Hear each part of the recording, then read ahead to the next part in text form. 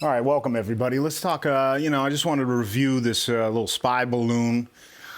Real quick. I was at like a roast beef place, and I look over to my left. I see the news on, and all of a sudden I see Chinese spy balloon. I'm like, oh boy, what is going on now? And like, how could this story be any more like confusing and hilarious? Because it's like, at this point, I think this entire reality is a troll. Like this entire reality is a troll, and I just don't understand. It's kind of like you're experimenting with the internet or something. I don't really know. Like how ridiculous can these stories be?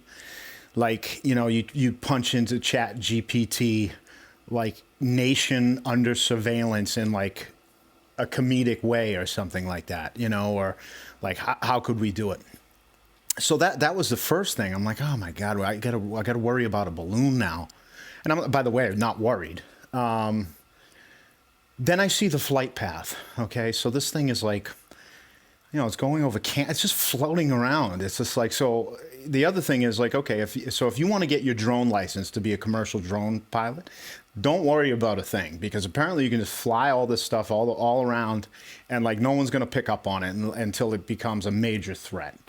And there's this balloon just flying around right over Canada, no big deal, right into Montana. Then I'm like, Montana. I was like, why is this thing in Montana? I mean, it's just kind of like, all right, I heard there's like some nuclear weapons plants or something like that. I'm like, okay. I mean, anyone in their right mind thinks, well, don't they have like, here we're saying that China's the most technologically advanced civilization at the moment, right? At least that's what we hear. And you're telling me that they have not developed high resolution satellite, the capability for high resolution satellite images and stuff. It's just like, what is going on? So then they're like, hey, it's a weather balloon. I'm like, all right, a weather balloon. This is how we're still.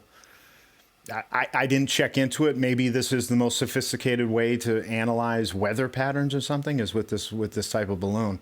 Another channel brought up a great point that, normally these types of things you're not going to be able to look up and see. They're a little bit higher. So what kind of operations are going on like in the sky that we're just not aware of? I mean, obviously there's a lot more going on than we know about, but this is refilling the balloon or something. You got to regas it, stuff like that. Even though they had like little solar panels and stuff like that. But and I guess maybe you would want to take calculations of the weather at that altitude, I guess, and the balloon is the best way to do it, I guess. I'm not a meteorologist or anything, but so now the story is developed into like this kind of bickering back and forth, because finally we were able to shoot it down. Of course, when we first hear of this, it's like, we have to show like American prowess by like shooting down a balloon. I was like, man, is that really? Is this like the greatness of Rome, is that they shot down somebody's balloon or something? I mean, is that what we're really putting all our weight on, is shooting a balloon down to stay number one in the world or something like that? So I thought what they did was reasonable, as far as get it over a body of water, shoot it down, let the debris come, get divers over there, take the technology, because even though China was saying, hey, it's just a weather balloon, I still think you should, maybe get it out of the sky and take a look for yourself and see what's really on there. Again, I feel like if you're spying on a nation, that your method of surveillance wouldn't be, a big fucking balloon floating around in the sky. I mean, I could be wrong. I don't know. If someone wanted to spy on me at my house, I would assume that a big floating balloon wouldn't be their first choice. But so now that it's gone on a little, because I didn't jump on this right away. I didn't care. I wanted to see the story develop anyway. And now, of course, there's like some bickering back and forth between nations about what happened with this balloon.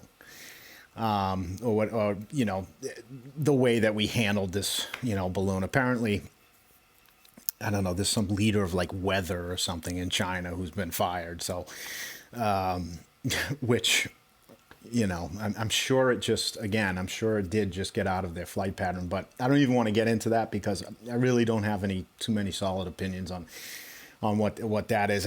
I mean, again, we're in this kind of Doctor Strangelove-esque moment of like, you know, now we're bickering back and forth about how the balloon was handled, and it's just like, man, you know, we need some real leadership here. I mean, this is like comical, you know, it's just comical. And, you know, yeah, I've heard rumblings that, you know, well, I don't even want to get into that. Yeah, that's not part of this review. So what I want to break down just for this review, and then I'll give my score, is how effective was this story? I mean, Saturday Night Live made fun of it straight away. Okay, so I think us as a nation, collectively, there may have been some people like, oh, China, you know. But for the most part, I think people thought this was pretty hilarious. Again, to the point where Saturday Night Live is immediately making a skit about it. So if the purpose of that was to bring China into national consciousness and also have a sense of humor, I mean, that would be a pretty good score for this little story. But then having it devolve into like a couple nations bickering with each other about the balloon and the motivations behind it and what technology might be on this balloon and stuff like that, which again I agree with, but like, so I gotta say, I mean, this is pretty. The fact that this story is continuing to go too is crazy. So, man, I was gonna put it in the fives just because it's so ridiculous. And again, like this whole reality is a troll at this point. Like, but you know, because of the sense of humor, let's do a 6.7.